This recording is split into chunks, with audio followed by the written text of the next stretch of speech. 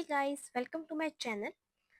In today's video, we will study what is statistics and the types of data and categories how to measure it. So, statistics is a branch of mathematics that deal with collection, organizing, presentation, interpretation and decision making. So, इसमें से जो हमारे पास सबसे most important thing है वो है collecting, data collect करना। क्योंकि अगर आपके पास डाटा ही ठीक नहीं आएगा, डाटा ही आपने गलत सोर्स से कलेक्ट किया है या गलत जगह से कलेक्ट किया है तो आपके नेक्स्ट प्रोसेसेस भी खराब होंगे डेफिनेटली। ठीक है, तो पॉपुलेशन और सैंपल बहुत इंपॉर्टेंट होता है कलेक्टिंग डाटा में। आपने ध्यान रखना होता है कि आप डाटा कलेक्ट कर किस चीज़ कर रहे हो, whether it is population from the population data और सैंपल डाटा।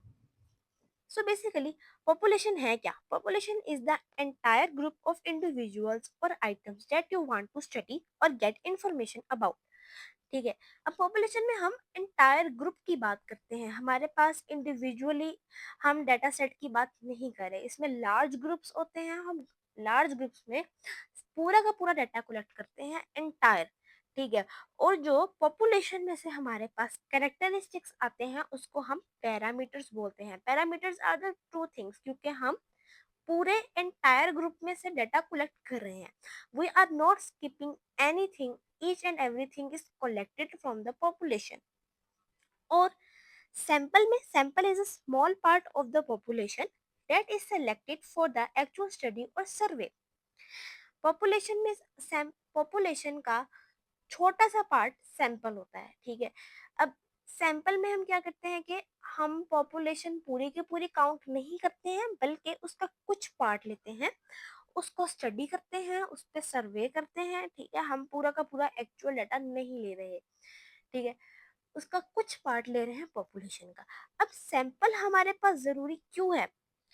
ठीक है, पॉपुलेशन हमने कहा ट्रू थिंग्स है, तो हम सैंपल यूज क्यों कर रहे हैं? वो इसलिए क्योंकि अगर आपके पास पॉपुलेशन बहुत बड़ी आ जाए, ठीक है, मिलियंस में डाटा चला जाए या आपका 500 600 काउंट में डाटा चला जाए, तो आप हर एक का इंडिविजुअली डाटा कलेक्ट नहीं कर सकते हो। तो उस केस में हम सैम्पलिंग करते हैं, उसका पॉपुलेशन का कुछ पार्ट रैंडमली सिलेक्ट करके उसको टेस्ट करते हैं, उसके बेस पे हम प्रोबेबिलिटी या आपके प्रेडिक्शंस जनरेट करते हैं। ठीक है, अब जो सैंपल में सिर्फ कैरेक्टर्स ड्राइव होते हैं उसको हम बोलते हैं एस्टिमेटेड थिंग्स और स्टैटिस्टिक्स। ठीक है, स्टैटिस्टिक्स हमारे पास एस्टिमेटेड वैल्यूज ही होती हैं जो कि एक्चुअल डाटा पॉपुलेशन में से ड्राइव होती हैं। ठीक है, बेसिकली हम करते क्या है, जो हमारे पास पॉपुलेशन होती है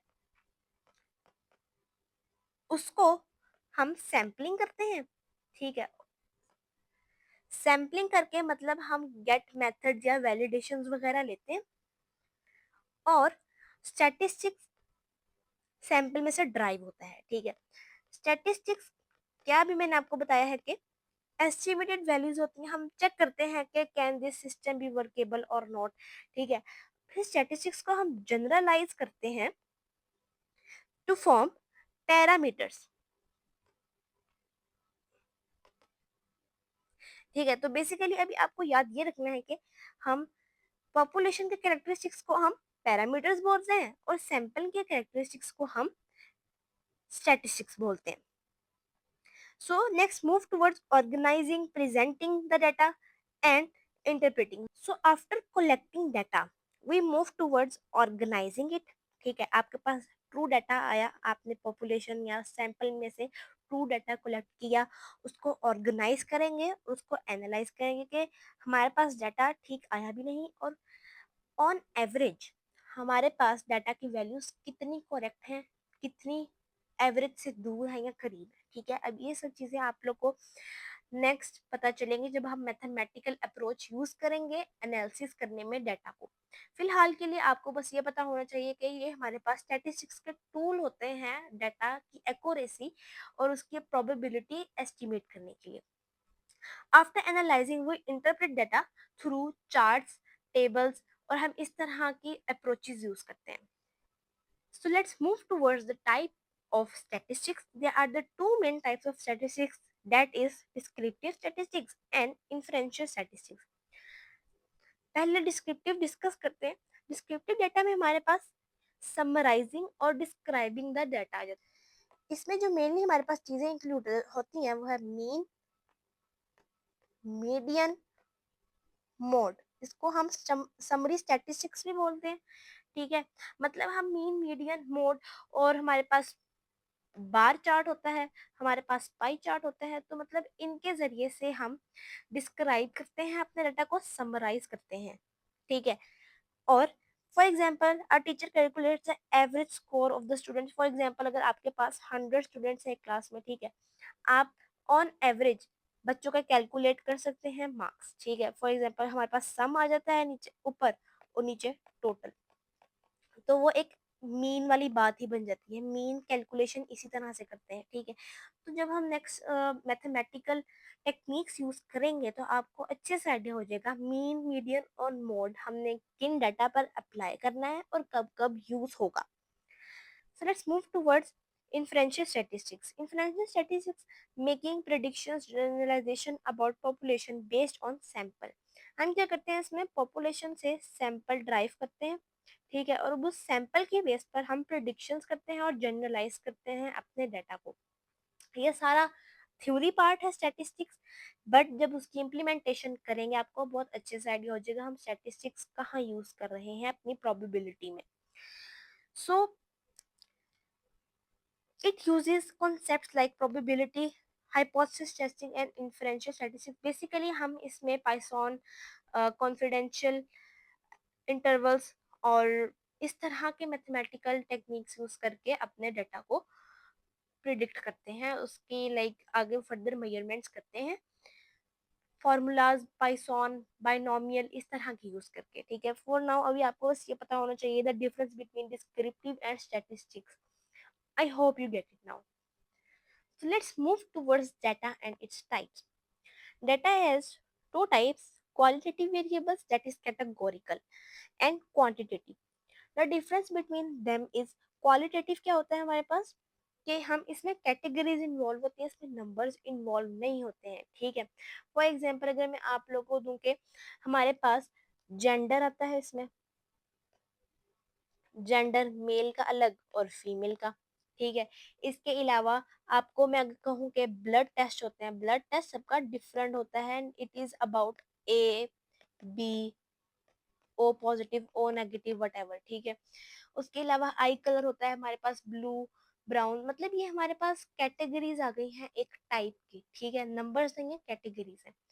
और क्वालिटेटिव में हमारे पास क्वालिटी वेरिएबल्स में न्यूमेरिकल वैल्यूज आ जाती हैं। ठीक है, सीधा सीधा हमारे पास जो नंबर्स है वो आ जाते हैं 1 2 50 60 what ever the number is. ठीक है, अब यहाँ पर क्वेश्चन ये है कि क्वांटिटेटिव डाटा 1 2 3 की फॉर्म में जो प्रेजेंट होता है वो तो हम इजीली काउंट कर सकते हैं, हमें पता चल जाता है कि हाँ इतना डाटा है हमारे पास, इतने वेरिएबल्स हैं। ठीक है, बट क्वालिटेटिव डाटा के लिए हम किस तरह से पता करेंगे कि हमारे पास क्या क्या डाटा है, हमने उसको किस तरह से काउंट करना है, क्योंकि वो क्वालिटी है, वो कैटेगरी में शो हो रहा है हमारे पास, हम उसको नंबर में, नंबर की फॉर्म में कन्वर्ट करके किस तरह से प्रेजेंट करें। फॉर एग्जाम्पल मैं आपको कहती हूँ कि एक क्लास में मुझे बताओ कि मेल और फीमेल कितने हैं। ठीक है, तो फॉर एग्जाम्पल अगर मेल है 6 और फीमेल है 4। ठीक है, तो हम उनकी कैटेगरी को काउंट करेंगे। ठीक है, और उसकी बेस पर हम टेबल्स या पाई चार्ट्स वगैरह बनाएंगे। ठीक है, उसकी फ्रीक्वेंसी के अकॉर्डिंग। क्वालिटेटिव में हम उसकी फ्रीक्वेंसी मेजर करते हैं, कितने टाइम्स एक कैटेगरी हमारे पास रिपीट हो रही है, उसकी क्या फ्रीक्वेंसी है। ठीक है, उसकी बेस पे हम टेबल्स और चार्ट्स वगैरह बनाते हैं। So guys I hope you understand कि हमने क्वालिटेटिव को और क्वांटिटेटिव को किस तरह से प्रेजेंट करना है। ठीक है, नेक्स्ट वीडियोस में इसके ऊपर जब मैं एक्सरसाइज को क्वेश्चन सॉल्व करूंगी तो आपको बेटर अंडरस्टैंडिंग होगी कि किस तरह से हम डाटा को क्वालिटेटिव वाइज प्रेजेंट करते हैं। मोस्ट ऑफ द एग्जाम्स में हमारे पास क्वालिटेटिव डाटा ही होता है और रियल टाइम में भी हम क्वालिटेटिव डाटा ही मोस्टली यूज करते हैं। सो ये बहुत इंपॉर्टेंट है कि आपको पता हो क्वालिटेटिव डाटा को हमने किस तरह से प्रेजेंट करना है, किस तरह से काउंट करना है। ठीक है, so guys let's move towards the categories of quantitative data. अब क्वांटिटेटिव डाटा जो हमारे पास था 1 2 3 4, अब उसकी भी हमारे पास कैटेगरीज होती हैं, that is discrete data and continuous data. ठीक है, डिस्क्रीट में होता है हमारे पास consist of separate distinct values. ठीक है, मतलब हमारे पास होल नंबर्स आ जाते हैं and it can not be broken into the smaller parts. जैसे कि मैंने एग्जांपल दी हुई यहाँ पे कि डिस्क्रीट डाटा जो है हमारे पास काउंटेबल होता है 1 2 3 की फॉर्म में। ठीक है, हम इसको इस तरह से ब्रेक नहीं कर सकते हैं 0.01 0.5, हम इसको इस तरह से प्रेजेंट नहीं कर सकते हैं। ठीक है, ये पूरा एक होल नंबर होता है। फॉर एग्जाम्पल इसकी ए आ सकती है कि number of park car in parking slot और number of students in a class. ठीक है, तो मतलब ये नंबर ऑफ स्टूडेंट्स को हम किस तरह से ब्रेक कर सकते हैं? कोई हो सकता है कि हमारे पास 0.1 स्टूडेंट हो, नहीं, हम कहेंगे कि हमारे पास 1 स्टूडेंट है, 2 स्टूडेंट है, हम 2.5 स्टूडेंट नहीं बोलेंगे कभी भी। ठीक है, तो ऐसी चीजें जो ब्रेकेबल नहीं है, फ्रैक्शन में नहीं आएंगी, एक कंप्लीट आइडेंटिटी रखती हैं, उसको हम डिस्क्रीट डाटा बोलते हैं।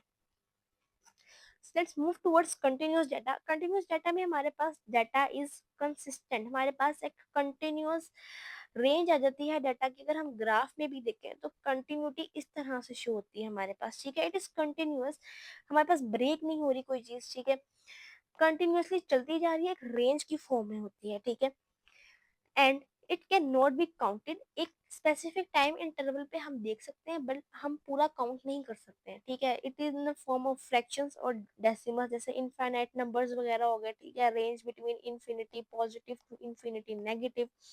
ठीक है, या फिर 0.1, द डिफरेंस बिटवीन 0 एंड 1। अब 0 और 1 के दरमियान हमारे पास थाउजेंड्स ऑफ डेसिमल आते हैं, 0 0 0 1 0 0 0 2, इस तरह से करके। ठीक है, तो हम इसको काउंट नहीं कर सकते हैं फ्रैक्शन वाले पार्ट को कभी भी।